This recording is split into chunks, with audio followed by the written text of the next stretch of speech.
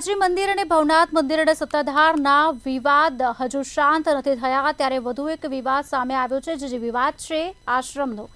Girnar road પર આવેલા મયારામ આશ્રમ અને વ્યાસ ભુવનમાં જૂનાગઢના પૂર્વ ડેપ્યુટી મેયર ગિરીશ કોટેચા ગેરકાયદેસર પ્રક્રિયા કરી રહ્યા છે।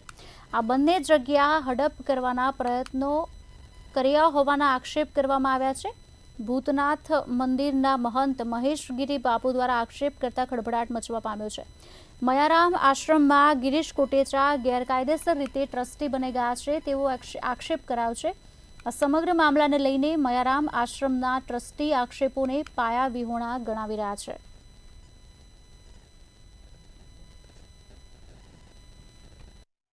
વ્યાસ આશ્રમ કે ભુવનની વાત કરું તો વ્યાસ ભુવનમાં એવું થયું છે કે ખોટી રીતે નિમણૂક થઈ, એક જ ટ્રસ્ટી બચ્યો હતો। તો એનો નિયમ છે કે ચેરિટી કમિશનરમાં પહેલાં અરજી થાય, ચેરિટી કમિશનરની પરવાનગી લેવામાં આવે, પછી ચેરિટી કમિશનર મદદ કરે, ચેરિટી કમિશનર આગળ વધે ને પછી સાથે મળીને એના મદદથી ટ્રસ્ટી નીમવામાં આવે।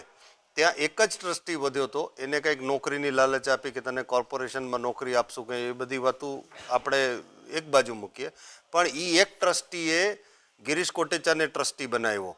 પછી ગિરીશ કોટેચાએ પોતે પોતાના દીકરાને બનાવી લીધો અને એ બે મળીને પોતાના પત્નીને બનાવી લીધું। એક ટ્રસ્ટમાં આખું ઘર ઘૂસી ગયું, એ વ્યાસ ભુવન પડાવી લીધું। આ જગ્યાની 30 વર્ષ પહેલા 1994માં ચેરિટી કમિશનરે હરાજી કરી રાજકોટમાં। ક્યાં કેટલા વર્ષ પહેલા 1994માં એ હરાજીમાં અમે ભાગ લીધો હતો અને આ જગ્યા અમે હરાજીમાં કાયદેસર હરાજી ન થાય, એક બે ને ત્રણ બોલાતું હોય એ રીતે ચેરિટી કમિશનરનો આ 1994માં આ કાગળ તેનો આ જાહેર નોટિસ અને આની કાયદેસર હરાજી કરવામાં આવી હતી।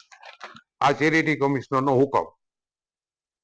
હવે આ જગ્યા છે ઈ બ્રહ્મ સમાજની જગ્યા નથી, શંભુ પ્રસાદ ની આ જગ્યા ઈ રાજ જ્યોતિષ કહેવાતા અને હરાજીમાં પણ જગ્યા એને જ મૂકી હતી। આ કઈ બ્રહ્મ સમાજની કે કોઈની જગ્યા નથી, આ અમારી પોતાની માલિકીની જગ્યા હતી અને મારા શંભુ પ્રસાદ હરિદત્ત જોશીએ જે તે સમયે એનું ટ્રસ્ટ બનાવેલું હતું। એ ટ્રસ્ટ પછી તેમાં બીજા 12ના 5 માણસો હતા, એ બધા ગુજરી ગયા। પછી હું મારા ફાધર ને મારા કાકા 3 જ હતા। પછી જે તે સમયે ગિરીશભાઈ ને પપ્પાને વાત થઈ ને પપ્પા ગિરીશભાઈ ટ્રસ્ટી તરીકે લીધા અને કઈ બ્રહ્મ સમાજની કે કોઈની જગ્યા છે નહીં। ટ્રસ્ટમાં એવું છે કે અમારું 100 વર્ષ જૂની આ સંસ્થા છે મયારામ આશ્રમ, એમાં છેલ્લા 10 વર્ષથી હું ટ્રસ્ટી તરીકે આવ્યો અને આની અંદર હાવ ખંડેર હાલત જેવી હતી આ જગ્યાની।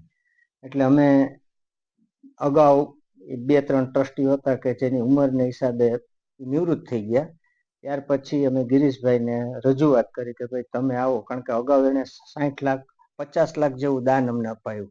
એમાં ઉપરનો હોલ બનાવ્યો, છાત્રાલય બનાવ્યું, નવા રૂમ બનાવ્યા।